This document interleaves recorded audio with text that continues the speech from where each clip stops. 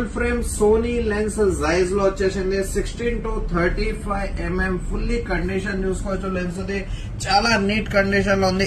f4 constant aperture f4 Sony full frame కోసం with optical stabiliser తోని size brand లో సోనీలో మనకి కంప్లీట్లీ కండిషన్ లో చూసుకోవచ్చు మీరు. లెన్స్ కండిషన్ వైజ్ చాలా నీట్ కండిషన్ లో ఉంది. లెన్స్ సోనీ 16-35 లెన్స్ వచ్చేసింది.